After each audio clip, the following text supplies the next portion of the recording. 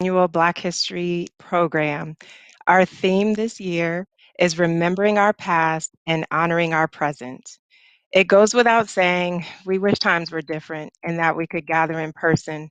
However, we've had to be nimble and embrace technology and come together virtually. As we begin this year's program, I want to take a few moments to thank our committee. Our members were Ms. Diane Griffin, Natasha Adams, Kim Green, Councilmember Rout, and Councilmember Mendoza. I also want to give a huge shout out to Diamond McDowell, our marketing superstar who helped with our messaging and promotional materials. As we begin, we would like to open the program with a word of prayer, so please bow your heads. Heavenly Father, we come together for this celebration of Black history, recognizing that our history is America's history. As we gather to reflect, learn, and honor our rich heritage, as well as celebrate the contributions of African Americans, please be with us and allow a spirit of unity, love, and respect to rule, reign, and abide in our hearts. To you we offer our prayers, our praise, and supplications. Amen. I also want to note we live in a diverse community, and I want to show respect to those who may not have a particular faith.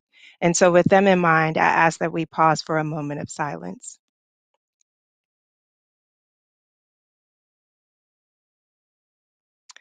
Amen. Thank you. And now, please sit back and get ready for a phenomenal program. Councilmember Jocelyn Rout will serve as our MC. And so, without further ado, I'll now turn the program over to Councilmember Rout. Before I sing Lift Every Voice and Sing, I want to give you some history. Thank you, Mayor James, for welcoming our esteemed guest. The next voice you will hear will be Town of Bladensburg Ward 2 Councilwoman Carletta Lundy, who will be singing the Black National Anthem, Lift Every Voice and Sing. Thank you, Councilmember Rout. Good afternoon, everyone. Welcome to Remembering Our Past and Celebrating Black History, Honoring Our Past. Before I sing Lift Every Voice and Sing, I want to give you some history.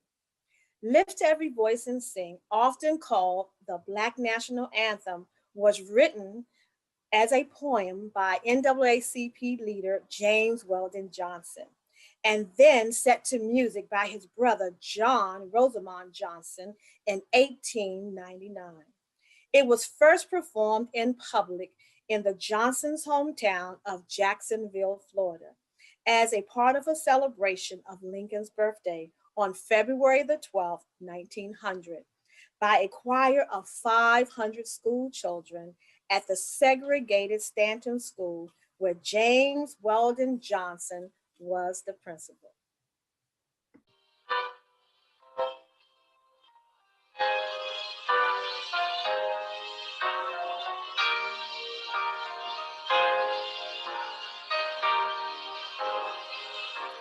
Lift every voice and sing till earth and heaven ring, ring with the harmonies of liberty. Let our rejoicing rise high as the listening skies. Let it resound loud as the rolling sea. Sing a song full of the faith that the darkness has taught us. Sing a song full of the hope that the present has brought us. Facing the rising sun of our new day begun. Let us march on till victory is won.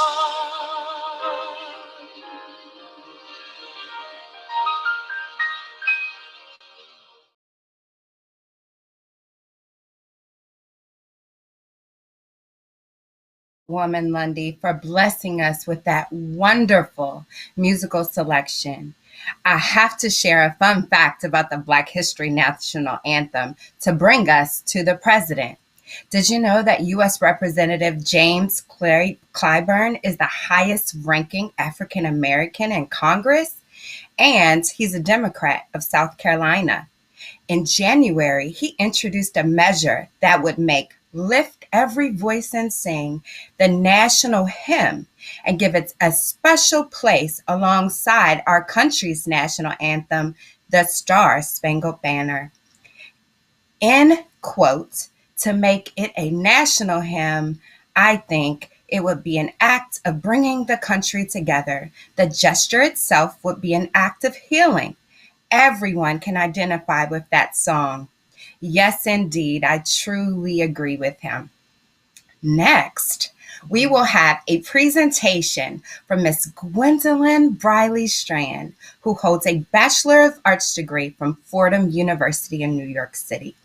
She has performed as a professional actress on stage and on television and in film for over 30 years.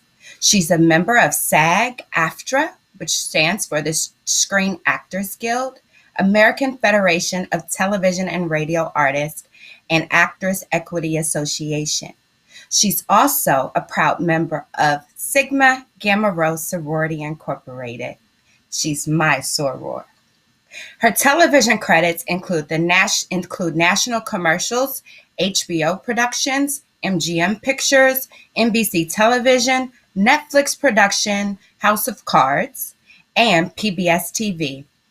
Her video, Harriet Tubman, The Chosen One, won the ITVA DC 2003 Peer Award at the National Press Radio Club in Washington, D.C. for Independent Feature. She also won the Peer Gold Award in 2011 for the narration of Mary Anderson, A Song of Dignity and Grace. Her one-woman show, Harriet Tubman, The Chosen One, and Rosa Parks, Such a Time, have been performed for hundreds of schools and organizations throughout the United States and Canada.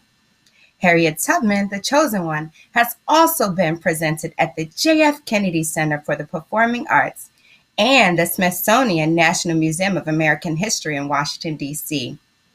On September 24, 2016, Ms. Briley Strand was given the honor of introducing the President of the United States, Barack Obama, and First Lady Michelle Obama, President George Bush, former First Lady Laura Bush, and dignitaries and celebrities at the grand opening of the African American Museum of History and Culture in Washington, D.C.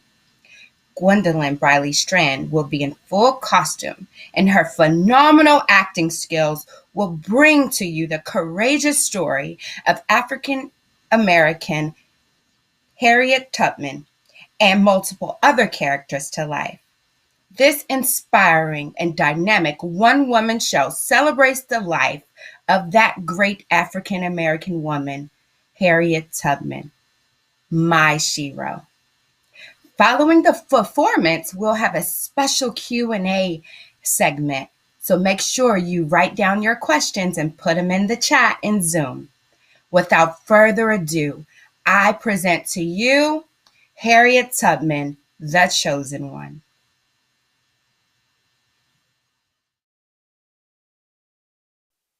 Hello, I'm Gwendolyn Briley Strand, and I welcome you to this performance of Harriet Tubman, The Chosen One. Now, Harriet Tubman was an extraordinary woman who lived from the 1820s to 1913. She was born and raised as a slave in Dorchester County, Maryland, and as an adult, she led many enslaved to freedom through the Underground Railroad. Now, because she led so many slaves to freedom, they nicknamed her Moses. But when the slaves were singing in the fields, that old spiritual Go Down Moses, everyone knew they were singing about a different Moses, their leader, Harriet Tubman. Now, I don't know how many of you are familiar with that old spiritual, so I'll teach it to you. That way you can join me during the performance. It goes like this. When Israel was in Egypt's land, let my people go, oppressed so hard they could not stand. Let my people go. Go down, Moses, way down to Egypt's land. Tell old Pharaoh to let my people go.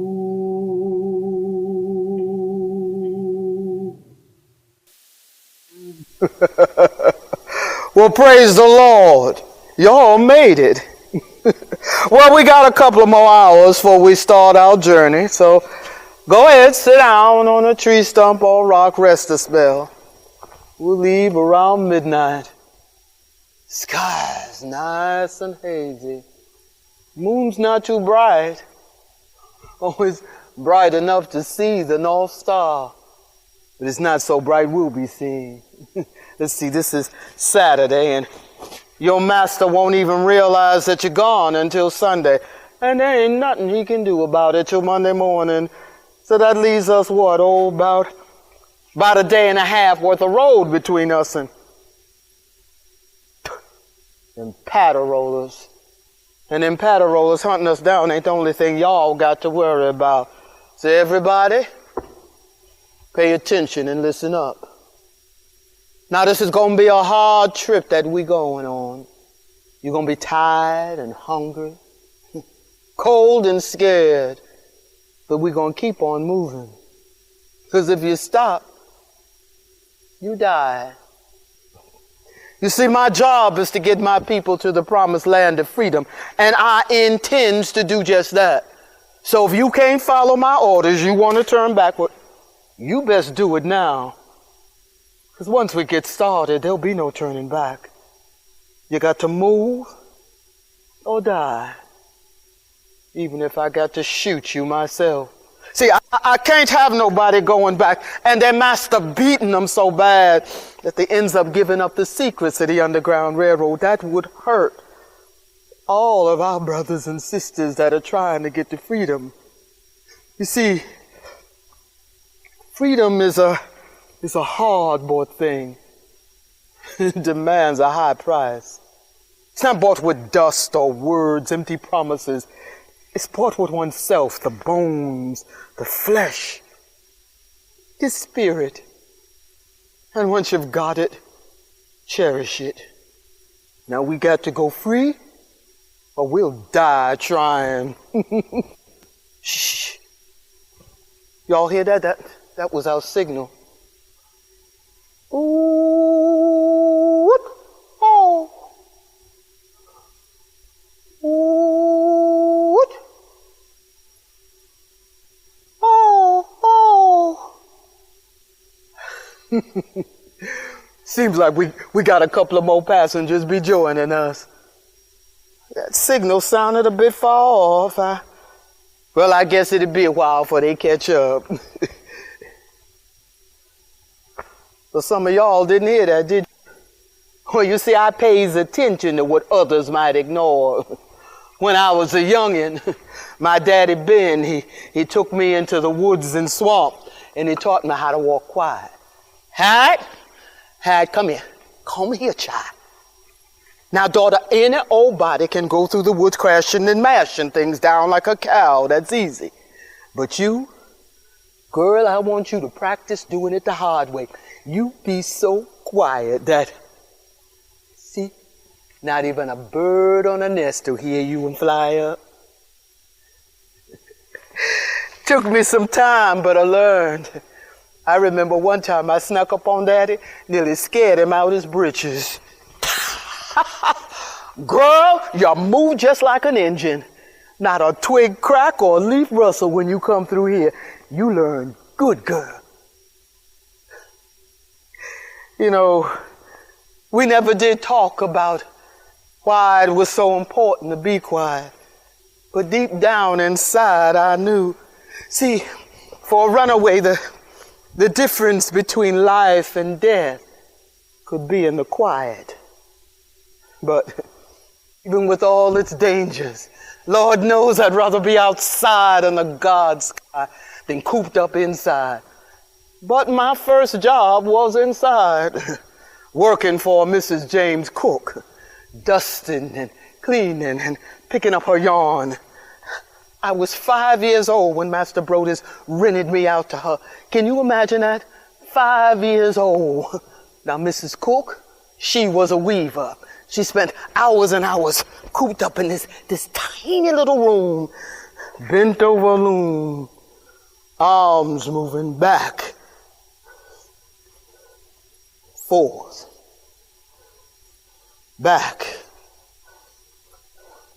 and forth. Oh, I hated being cooped up in there with no air to breathe, always picking up her yarn and winding it and winding it. Pick it up, girl. Pick it up, I said. You are so stupid and lazy. You're not even worth having around. Get out of my house. I know. You go help Master Cook set his muskrat traps. Maybe being in that cold ice of water will make you think twice about being so lazy. Yes, ma'am. Yes, ma'am, I'll go. I said I'll go. No, don't hit me. No.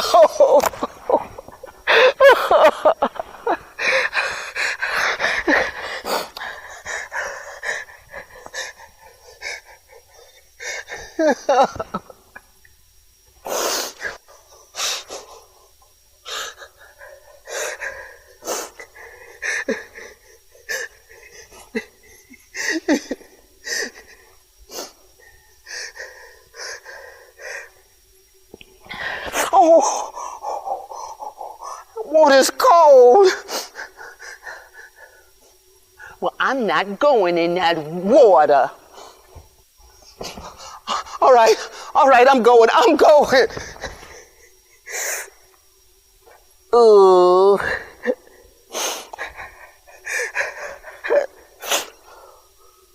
Ooh. I wonder if muskrats bite. My father, how long? My father, how long? My father,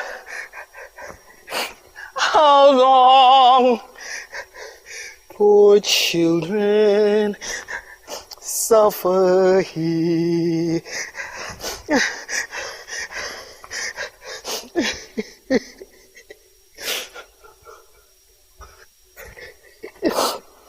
Lord, now you know it isn't right for them to treat me like this. I'm doing the best I can. It just never seems to be good enough. Oh God, I want to go home. Please make them send me home. Oh, and Lord, while you're at it, could you convert Master Brodus? Oh God, change that man's heart and make him a Christian, Lord. Convert Master. I got real sick with a fever from being in that cold water, and they sent me home.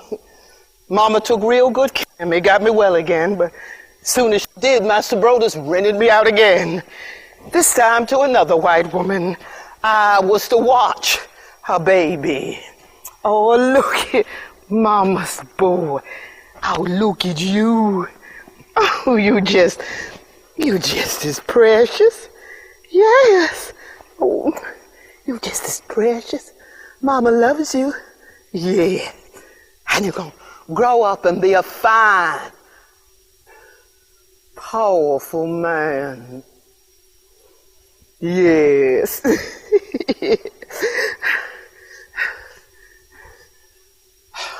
Girl, get on over here and stop being such a scaredy cat. Get over here. Oh, Mama didn't mean to scare you. No. Now, girl, you see my baby? Now, your job is to make sure my baby never cries. Do you understand me, girl?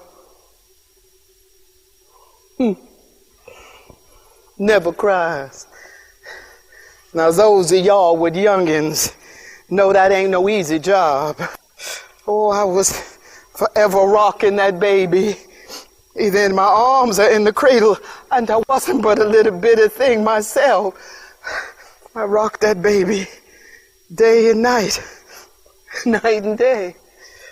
But every night, the same thing would happen.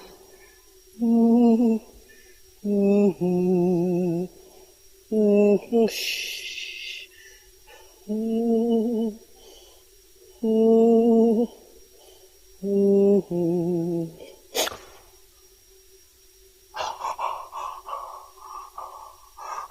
Please, please don't cry. Please.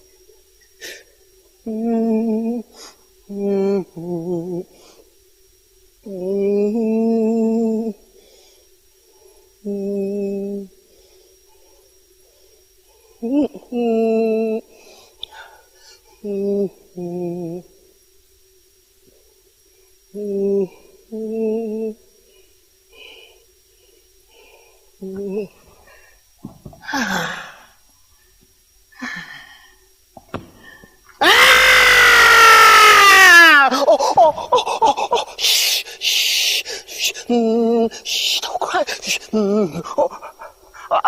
I'm sorry. I said I was sorry. It won't happen again. Oh, God, no, no!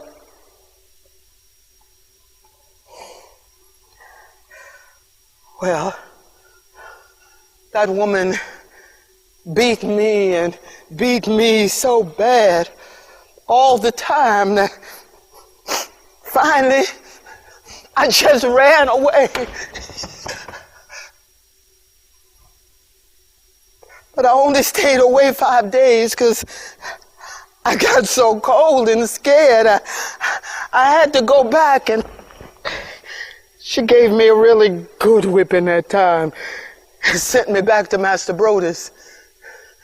So there I was, 5 years old, on my way back home, sick, scared, tired, and in pain. I prayed, Lord, please don't let Master send me back there. Now you convert Master, and you convert him now. Oh, forgive me, Lord. I didn't mean to tell you how to do your job. Lord, make me more patient. Lord, make me more patient. Lord, make me more patient until we meet again. Patient, patient, patient until we meet again. Well, I wondered, just like all of y'all have, I'm sure, if this was all life was meant to be. I needed some hope. And then one day, I heard a story about a slave named Tice David. Now, this story was told and retold in the slave quarters, in the fields, even up at the big house. Children, come gather round. I just heard a story about a slave named Tice David, who ran away from his master in Kentucky. Oh, but his master, he got wind of it, and I ran right after Tice. Oh, always keeping him within his sight. So Tice, he had to jump into the water and swim the river. Oh, but his master, he hunted him down in a boat, and he seed him. He seed him reach the shore, no more than a whisper between them. And then, all of a sudden, Tice just disappeared. Like sweet cake in front of starving children. Now his master, oh, he was puzzled, greatly confused, more than he cared to admit. He said that Tice must have gone on an underground railroad. Well, when I first heard that story, I was puzzled. Was there really a road that ran under the ground?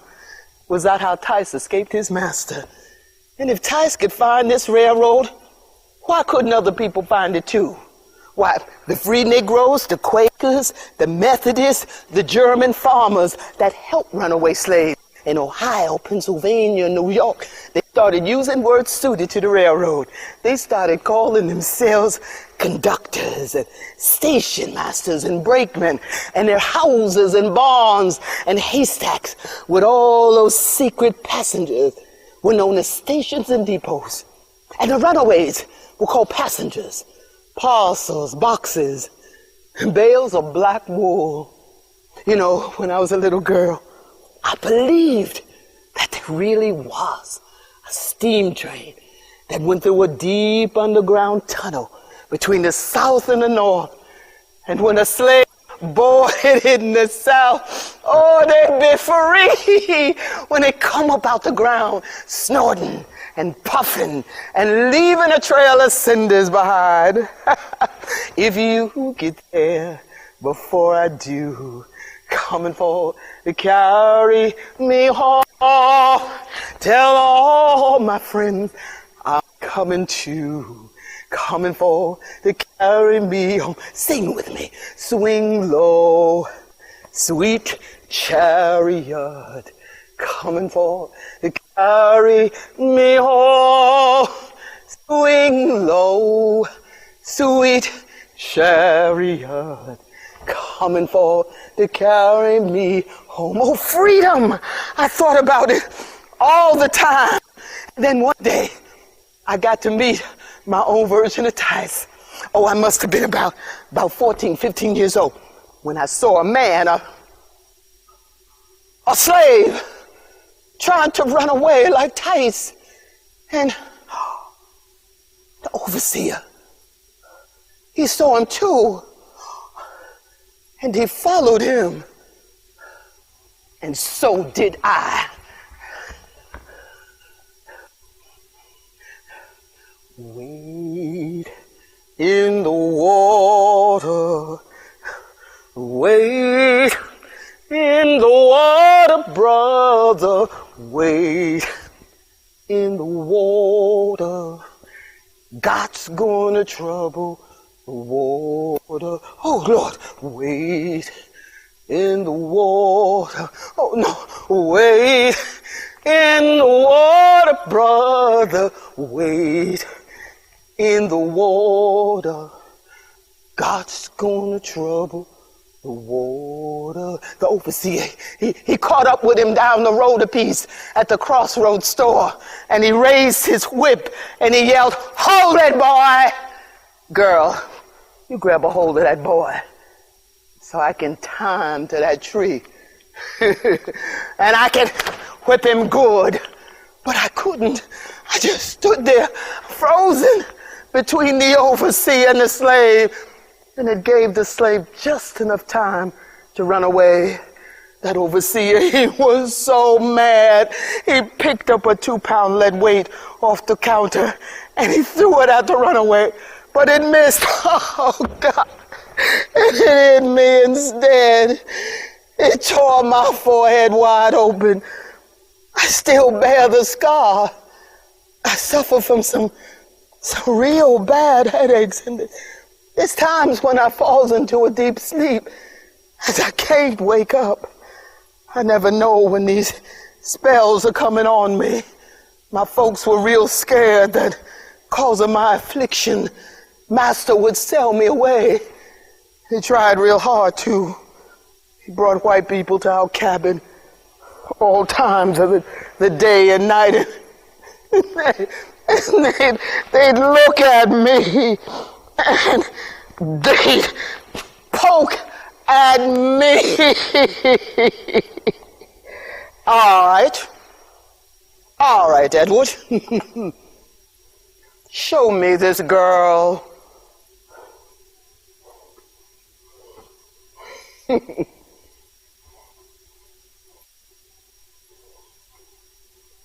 Oh, Edward. Well, she's awfully skinny.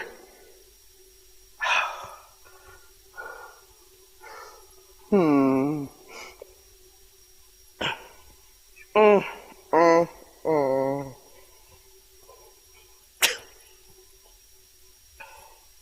Mm. Mm. Mm.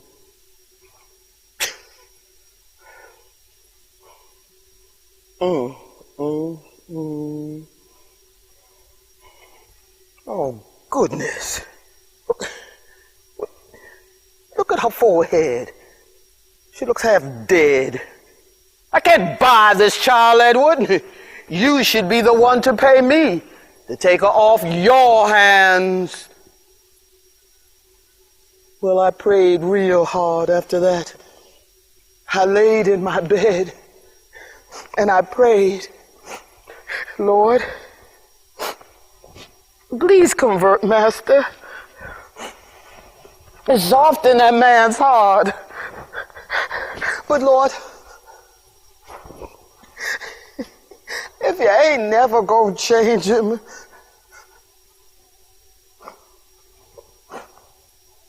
kill him.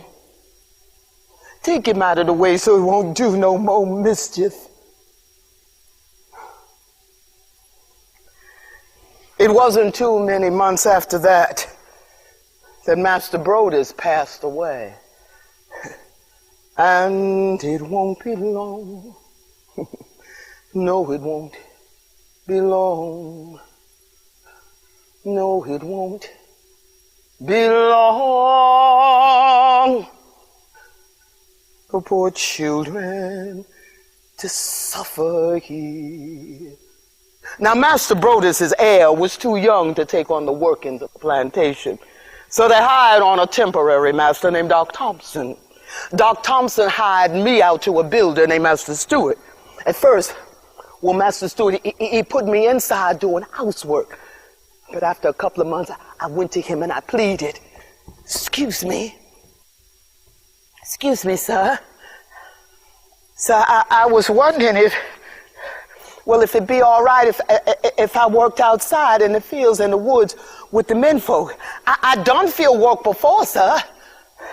I was taught to use a broad axe by my papa. I can load wood on wagons. I can split rails. You see, sir, I know more about mules and plows than I ever knew about the insides of a house. I don't know about that, Harriet. But you know, I would be getting a bargain if you could do a man's work. See, you being a female and all, well, you didn't cost as much. All right. We'll give it a try. Well, I worked from sunup to sundown. In the rain and in the snow, in the heat, and in the cold. My body grew strong and my muscles hardened. I could do the jobs that taxed the strength of grown men. One day I was working in field by the road when when a white woman in a wagon rode by. She stopped and she watched me for a few moments. Excuse me,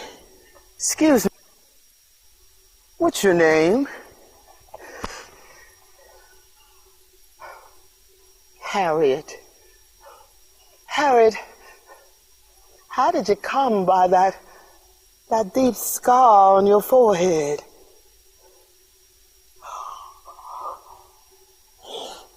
That's a shame.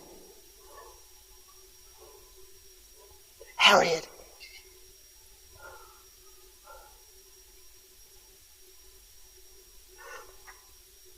now if you ever need any help, you just let me know.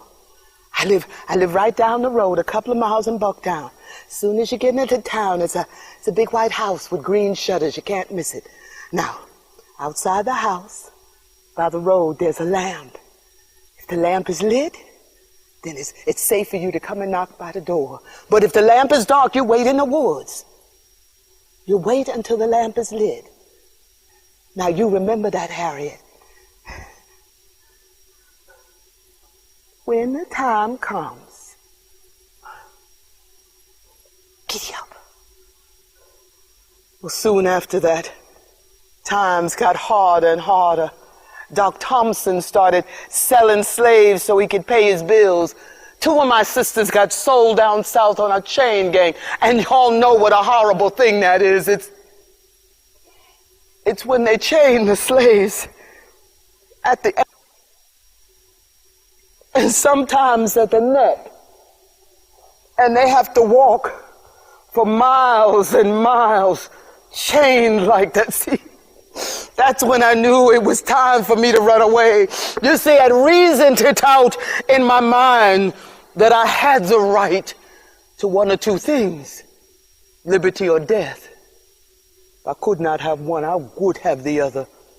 For no man should take me alive. I should fight for my liberty as long as my strength lasted. When it's time for me to go, well, then the Lord, He'd let Him take me.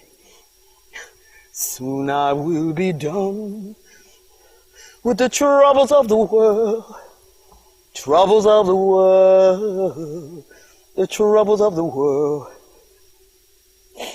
Soon I will be done with the troubles of the world, gone home to live with God. No more weeping and a wailing, no more weeping and a wailing, no more weeping and a wailing. I'm going to live with God. I persuaded 2 of my brothers to come with me, but they were useless, frightened, no good in the brush. Harriet,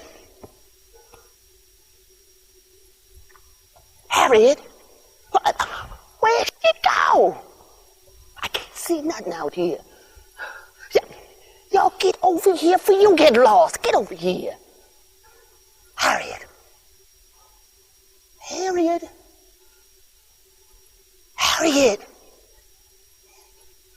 Help! Don't do that! Nearly scared us to death. Well, we can't see in the dark. We got no cat eyes like yours. We gonna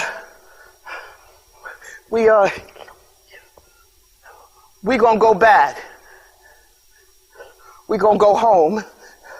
We can't do this. I knew the next time I'd leave alone. Well, 2 days later, word got back to me that Doc Thompson had sold me and my brothers to a Georgian trader, and we were to go south on a chain gang. Well, that was it.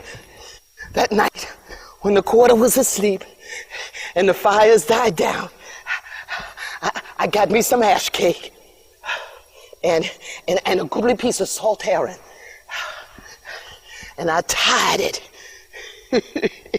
in an old bandana and I run dim woods to Bucktown.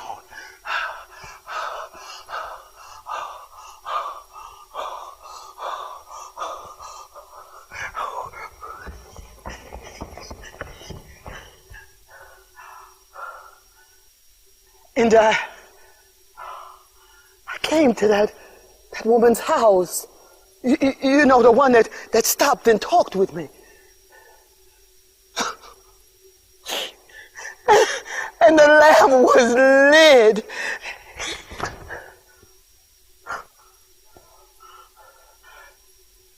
But I circled. It was quiet. Not a sound, a dog barking, nothing. So I knocked at the door.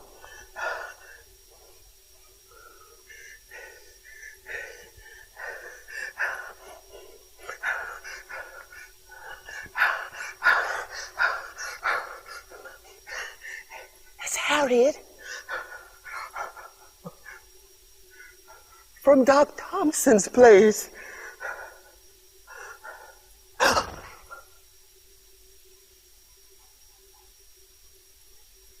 She wasn't even surprised to see me.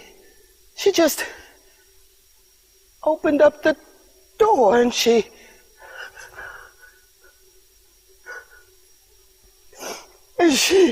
took me in.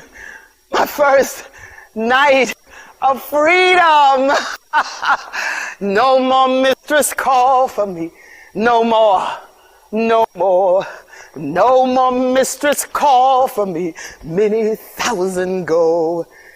No more auction block for me. No more. Thank you, Lord. No more.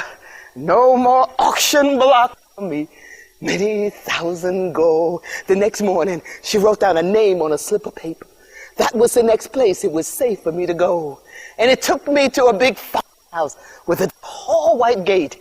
And the people that met me, they opened the door and they said, that's when I realized that the Underground Railroad wasn't no real railroad train. It was a lot of good people between the North and the South that didn't just talk about the hell slaves lived in, but they jumped into the fire and they pulled them out. You gonna meet some of them fine folks on our journey together. Oh, my Lord, he calls me by the thunder. The trumpet sounds within my soul. I ain't got long to stay here.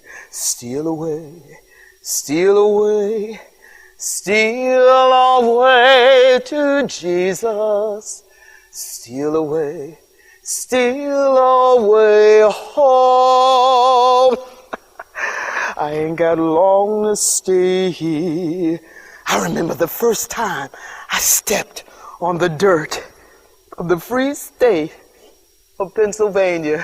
I looked down at myself to see if I was the same person now that I was free. Oh, the trees and the fields had the look of gold. It was just like heaven.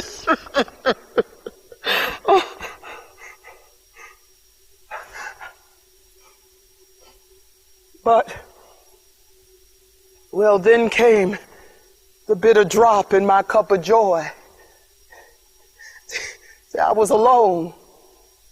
There was no one to welcome me into the land of freedom. I was a stranger in a strange land. My home was back there in the quarter with the old folks, my brothers and sisters. My whole family was still in slavery. That's when I realized, in order for me to be truly happy, I'd have to have my family with me. So I decided then I'd have to go back to Dorchester County. Who better than me, right? I'd done it before. The Lord would let me do it again. I worked real hard for about a year in a hotel in Philadelphia, cooking and cleaning, trying to make enough money to go back and get my family. I found out about the Philadelphia Vigilance Committee. Now, eventually, all the runaways ended up there for one reason or another. Food, money, help to get started on a new life. I made trips back and forth to that office, listening to the stories Mr. William Still would tell.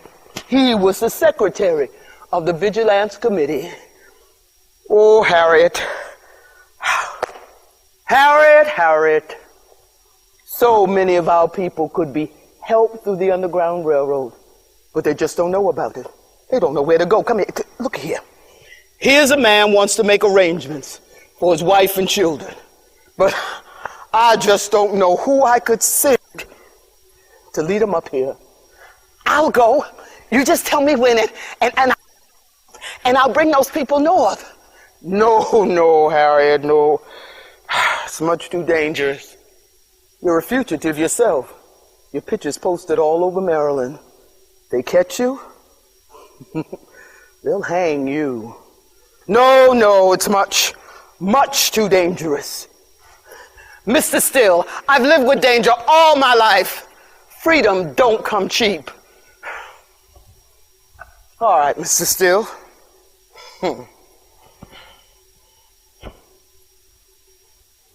When do I leave? You see, everybody in this country has the right to be free. Don't let anybody tell you different. And when you get a hold of that freedom, cherish it. Don't take it for granted. My husband's one of those people that takes freedom for granted. John Tubman is a free Negro man.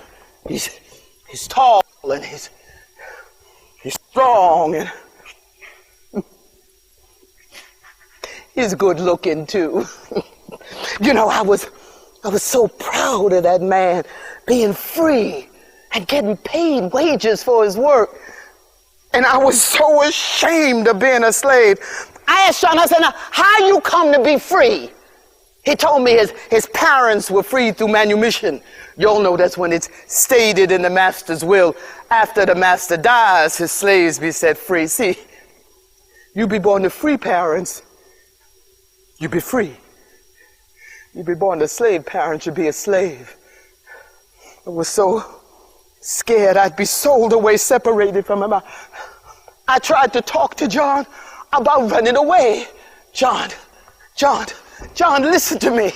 Listen to me. I don't want to be a slave all my life. I wish the two of us could just run away up north. Yes, that way we can both be free. Hush up, woman. You hush up right now. Somebody could hear you.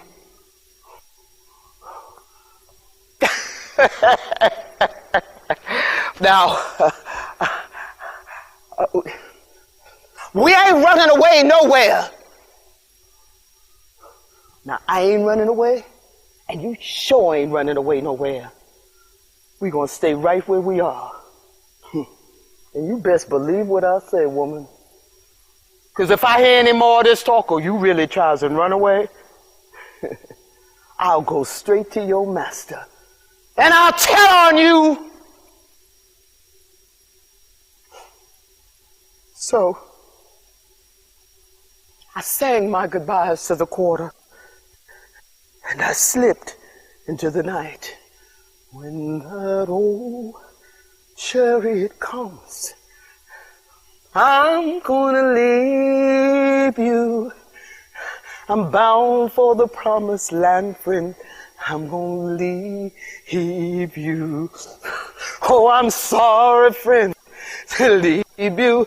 Fare thee well, fare thee well. I'll meet you in the morning.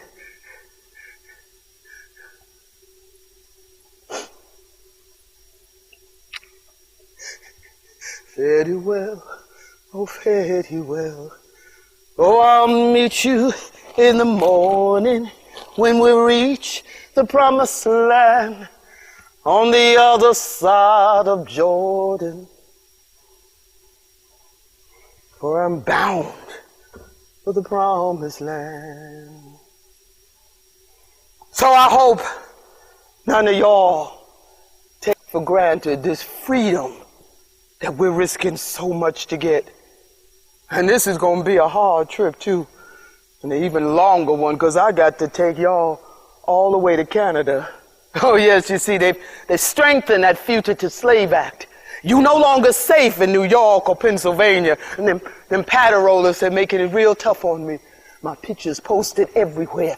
They catch you up north, they'll ship you right back to your master. No questions asked, no. I can't trust Uncle Sam with my people no longer. I'm going to take y'all all the way to Canada. And that Fugitive Slave Act's going to be nipping at my behind all the way. That's all right. The Lord will see us through. He did it for Joe Bailey. He'll do it for you. You don't know Joe Bailey. Just like you, he was a passenger mind. Very strong, dark-skinned man. Highly valued by his master. His master used to hire him out the way mine hired me out. Well, the man that hired him liked his work so well, he wanted to buy him. He paid $2,000 for Joe. Well, this new master came riding into the slave quarters, stopped before the cabin he'd given Joe, and he called out, "Joe! Joe! Come on, boy. Get on out here." That's it. Now you go on over there and you strip so you can take your licking.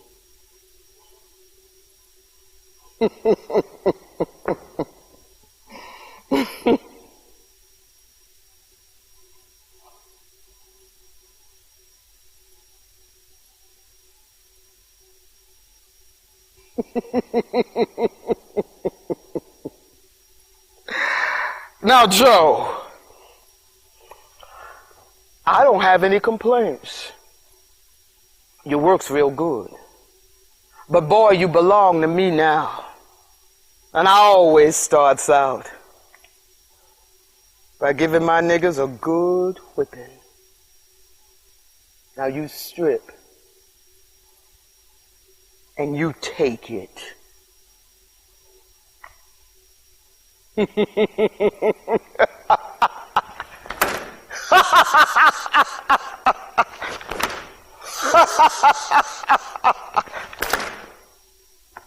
That's all for now, Joe.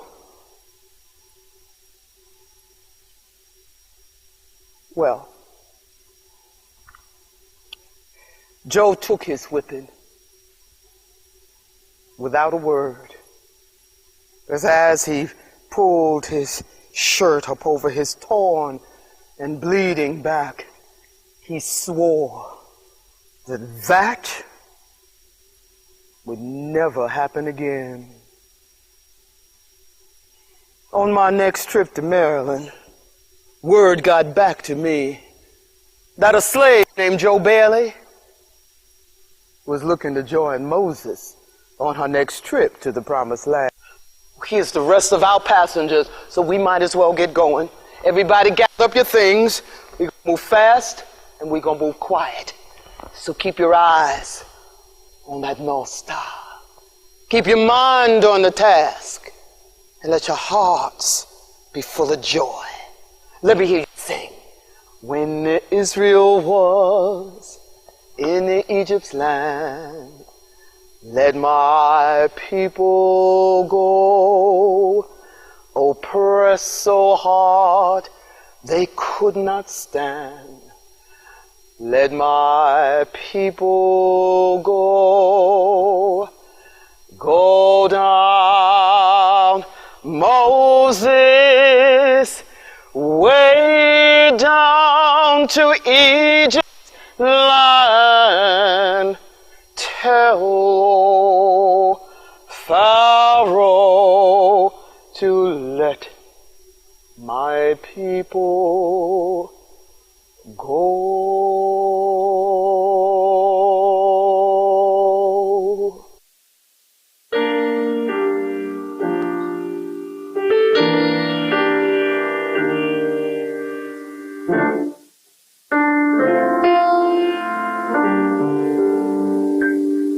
When Israel was in Egypt's land, let my people go.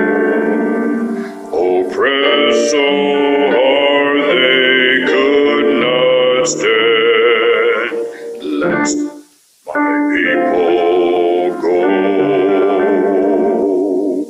Go down, Moses,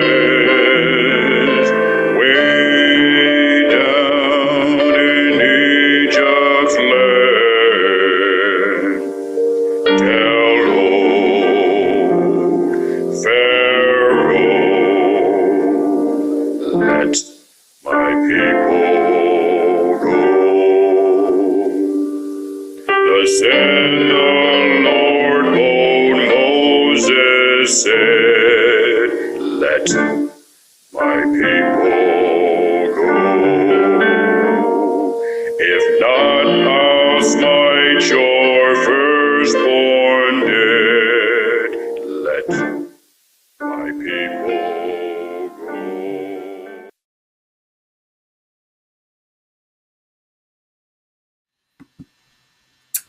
How magnificent was that performance? Let's all give Gwendolyn Briley Strand a round of applause.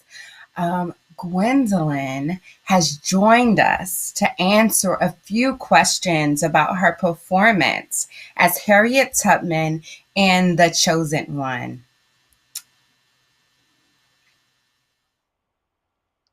Hello, everyone.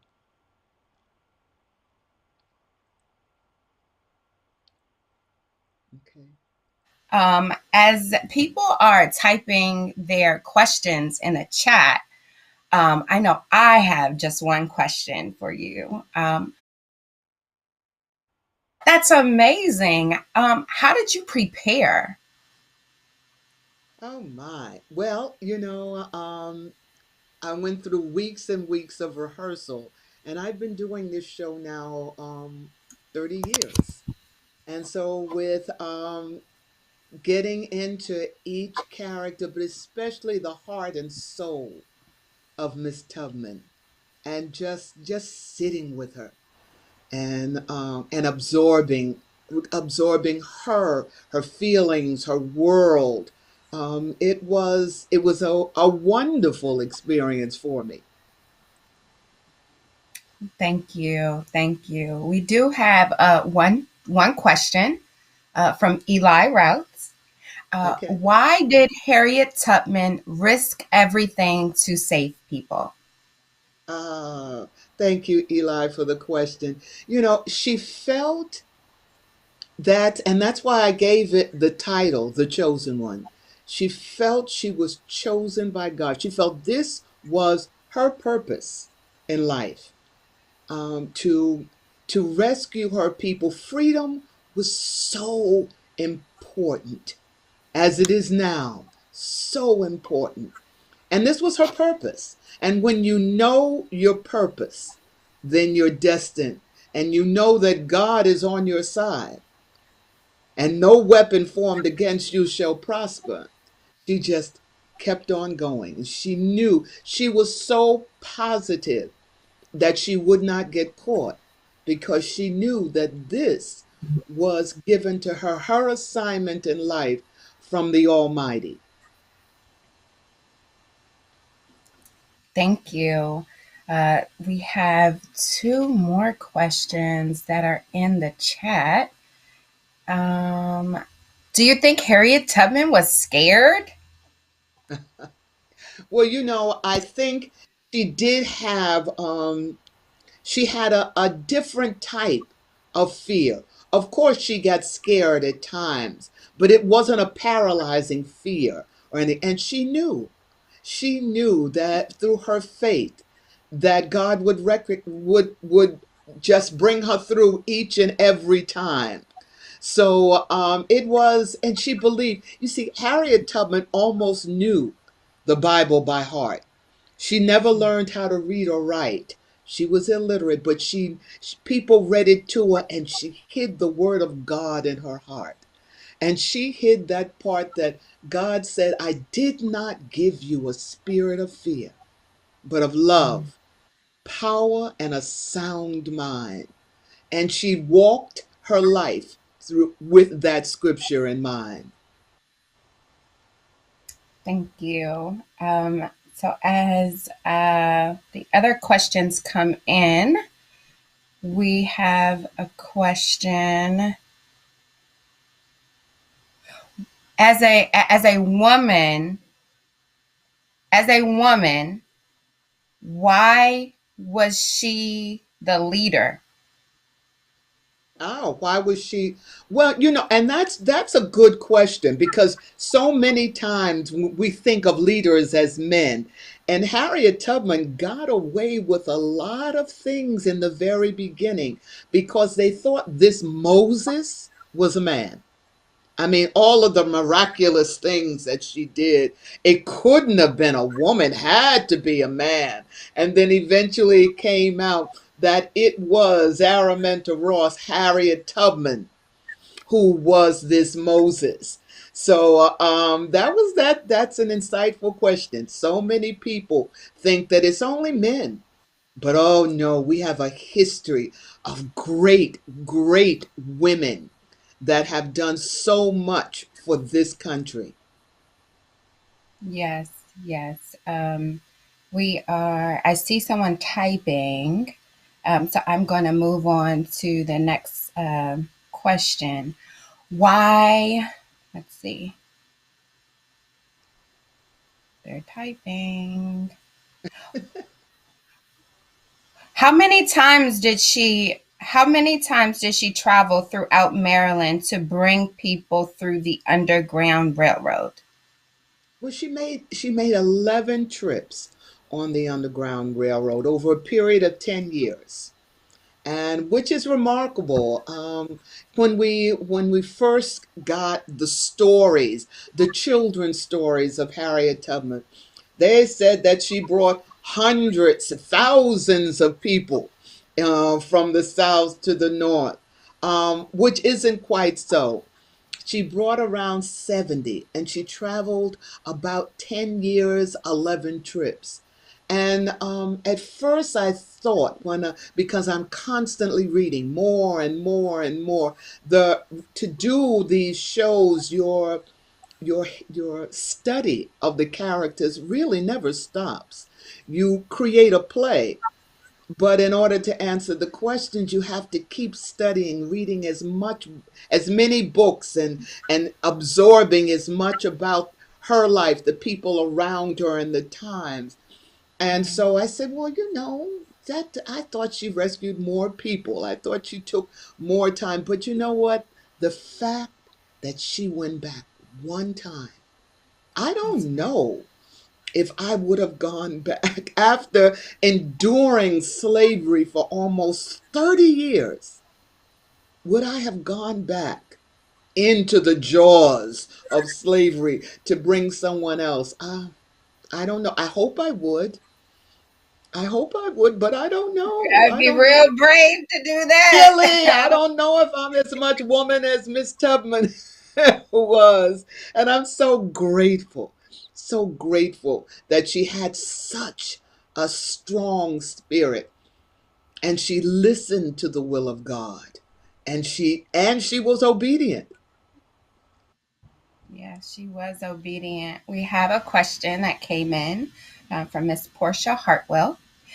She says, "I want to always learn more, but I get so emotional. How do you work through that so I can be more educated?" Ah, we can't help from getting emotional. We have a history of abuse and degradation that is thick through these 400 years that Black people in this country have been fighting just to exist in America with the equality of whites. Mhm. But we just have to persevere.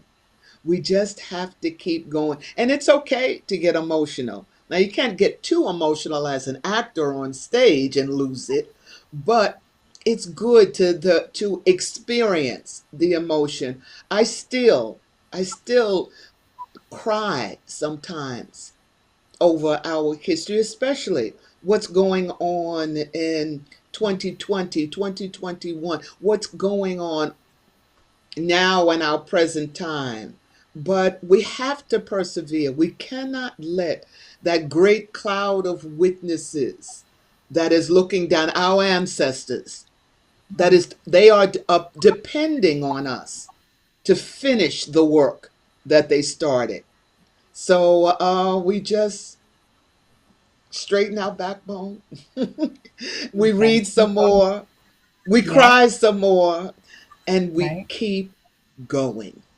Keep going. Thank you, Portia. Thank you, Portia. Councilwoman Lundy asked a question. What other women have you appeared as over the years? And do you have a favorite and why? Ah, I have done Miss Parks, which I love doing, Rosa Parks. I have done Sojourner Truth. I have done Wilma Rudolph. She was just an amazing, amazing athlete and woman. And the I have done a narration of Marian Anderson. I have done our, let me see, I think those are the women that I have done over the years. It's hard to say because I love each one the same, for different reasons. Rosa Parks for that quiet strength that she had and that stalwart spirit. I love the buck wildness of Harriet Tubman and how she just rolled up her sleeves and she said, I'm just going to do what I need to do. Wilma Rudolph was an amazing woman that had so many physical disabilities that God brought her through. And that's a character that I probably would have done more for longer, but she died so young that the older I got, I sort of outgrew her lifespan. Marian Anderson, I love telling her story. I loved it. Now Marian did the singing and I did the talking, but I Oh, love telling I love telling her story. And there's so many other women that I would like to still do. Barbara Jordan is someone that I would love to do, but we'll see. We'll see. you never know How what much the time I future have left? brings. One more question, Okay. and this is from Zachary Joppy. And he said, how do you prepare for your wonderful roles as Harriet Tubman, Rosa Parks, and other women that you have portrayed? Please share how you prepare. Okay, well, first I read up on and I study the people that the women that I do, and there is a method to me choosing the characters that I do. I love strong Christian women because I think it's important for you to see the physicality, but also the spirituality of these women. And I read as much as I can. I travel around and to the places that these women inhabited, and all of that. And then I sit down quietly and just meditate and absorb the spirit of each of the women that I'm doing. And I just pray that I give them their due justice because I want you to feel the greatness of each character that I do. Thank you for that question. Well, Gwen, we definitely have felt Harriet Tubman's spirit today with that magnificent performance. I just want to thank you so much for taking the time to be with us here today as we remember our past and honor our present. Thank you. God bless you all. Thank you. God bless you. Next on our schedule for today, we will honor our present by recognizing the rich history that the town of Bladensburg has. I would like to introduce to you our first African American female mayor of the town of Bladensburg. You already met her today, Mayor Takesha James, who will present to you in honor of our first African American male mayor, Mr. David C. Harrington. Good afternoon. I'm Mayor James, and I'm so honored to be here with Mr. David C. Harrington at the David C. Harrington Community Park. As many of you know, Mr. Harrington was our first African American mayor in the town of Bladensburg. And given that it's Black History Month, we thought it fitting to honor our first African American mayor in the town of Bladensburg. For those who may not know about Mr. Harrington, I'll share a few things, but again, most of you, I'm assuming, know quite a bit. First of all, he served from 1995 to 2002 as our mayor, and during that time, our community saw many, many improvements, one of which that comes to mind is his advocating for the raising of the bridge across Annapolis Road. Many of you know the traffic backups used to drive many Prince Georgians crazy as they tried to commute, or I should say as we tried to commute from the county into the district. But Mr. Harrington fought tirelessly to get the train tracks elevated. And I believe it was once you became county council member that that project finally came to fruition and was named after Senator Gwendolyn T. Britt, who was another local piece of our history. But Mr. Harrington took his service to a whole new level by being elected to the Prince George's County Council in 2002. And as a council member, I can tell you, between him and his constituent services, they did so much, not just for Bladensburg, but for our entire district. In 2008, Mr. Harrington was appointed to serve in the Maryland State Senate, where he served and again brought back so many resources to the district, and we're grateful for that. Mr. Harrington has not given up on community service, even though he's not in office. He just doesn't know how to rest. Now, he's president and CEO of the Prince George's County Chamber of Commerce, where he's helping many of our small business owners grow and have fruition and really expand, particularly given the pandemic that we're in, providing many resources to them. And so again, we wanted to take this time to honor Mr. Harrington. There's a saying in our community, give me my flowers and accolades while I'm here and can appreciate them. And so that's very much what this moment is about today. I also have to take a moment to thank his wife, Cheryl, who's been by his side for many, many years, his sons, Stephen and Christopher, who know what it's like to have a dad who's in office, serving the community and sharing dad with people from Bladensburg all the way up throughout the state. And I just want to say thank you to them for supporting Mr. Harrington while he's taking care of many residents such as myself. And finally, I just want to say thank you, Mr. Harrington, for living out the motto of Howard University, which is Veritas et Utilitas, truth and service. May God bless you. I'll let you say a few words and then I'll present the award. Well, Mayor, thank you so much. I really appreciate it. It was this park that actually made me run for mayor, because it was all dilapidated and I had 2 baby sons and I worked sometimes late at night, and I said, look, I gotta get to the town to do some changes here and get rebuffed, and I said, you know what, I'm just gonna run for mayor. And I won by a whopping margin of 2 votes. I was 385 for the person who ran against me, and I got 387. And at that time, that was the most votes ever received in the mayoral race. So my family lived here, you're right. Cheryl and I have been married for over 37 years. We started our family right down the street there, and I'll never forget this place. Bladensburg will always, wherever I live, Bladensburg will always be home for me. So I love this town. I really am humbled by this acknowledgement, and this honor here, while you're still living, is, like you said, is something that I will always cherish. Like you, I'm a graduate from Howard University, and that's where I got the seeds of being involved in the community, was from Howard University. So thank you so much, Mayor. I really appreciate it, and I accept this award with humility. And so the award reads, the town of Bladensburg, let me get that right there. The town of Bladensburg celebrates David C. Harrington in honor of Black History Month.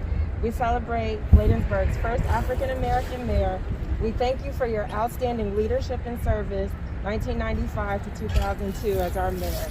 So God bless this is you. beautiful. God bless you too, and God bless the town of Bladensburg, and may it always thrive, and you can call on me anytime Awesome. for your plans to build this town. So appreciate it. Thank you so much. Thank you. you. Beautiful.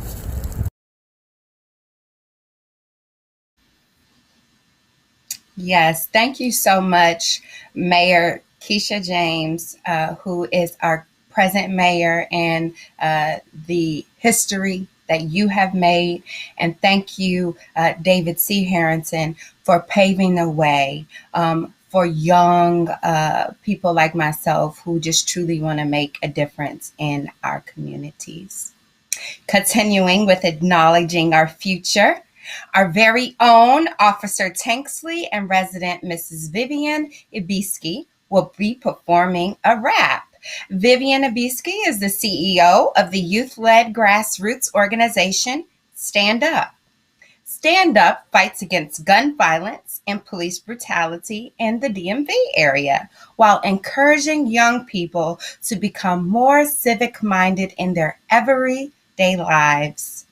Miss Vivian is joined by Officer Tanksley, badge ID number 338.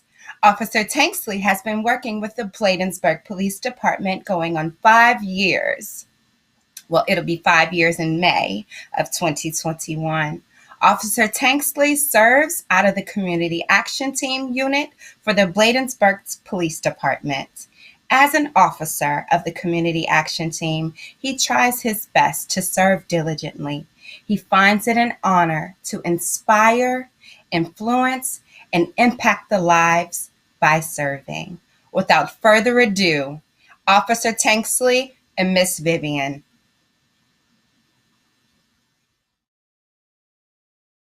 Police, the police cops.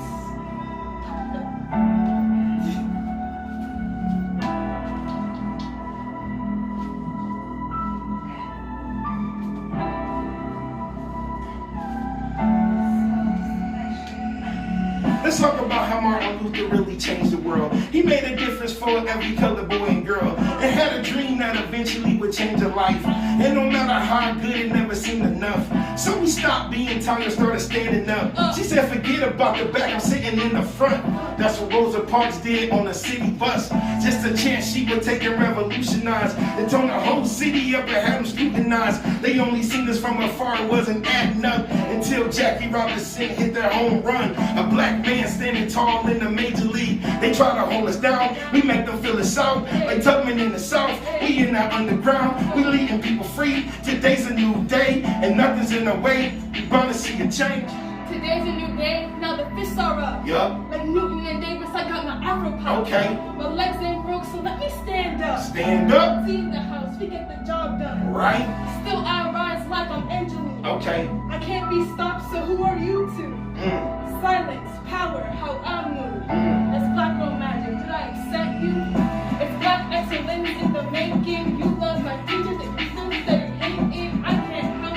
If I am the blueprint, take that up with your God, let me solve it. Thank God I'm rich, so welcome with my melodies. Try to imitate, but you lose again. You go low, we go high, go tell, but I never stooped down, never condescend.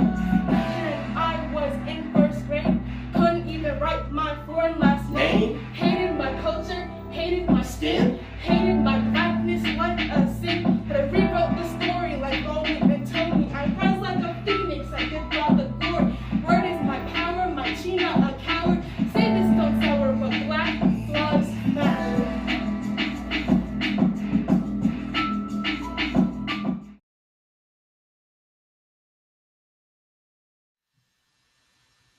Oh, that was, I mean, we have so many talented individuals that live in our town of Bladensburg. And I just want to applaud Officer Tanksley and Miss Vivian for their phenomenal rap.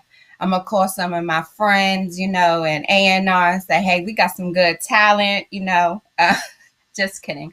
But, I just want to take this time to thank all of our performers because as Mayor James started us off, we are in a difficult situation right now. We are facing a pandemic that we can't see. We are experiencing in our face racial inequities and discord in the United States of America. But it's things like this that we celebrate our past, honor our present, and just give kudos to one another for being bright, being awesome, being blessed, being smart, being brilliant. And to each of you watching at home, we truly thank you for coming and spending some time with us to celebrate our history. Our history is rich. It is amazing. Just for my own special thanks to Gwendolyn Briley Strand, who's my soror. Thank you for keeping the stories of these women alive. Because it is through art that you are able to share your contributions to remind our young people that we have some rich, rich history and we should celebrate that. Well, unfortunately, we are at the end of our program, and I just want to say, continue to wear your mask. Consider taking the vaccine if it's your time. Make sure to wash your hands for at least 20 seconds. And I look forward to seeing you at the Bladensburg Council meetings and all of our events. I can't wait till we open back up so we can give each other a big old hug and say, oh, I missed you. We truly are a great community, and it is only because of you all who are engaged and you support us as in the town council. And I just want to thank you all so much for coming today. And remember in your lives to honor your past and honor your present. All right. Good evening, everyone. See you later.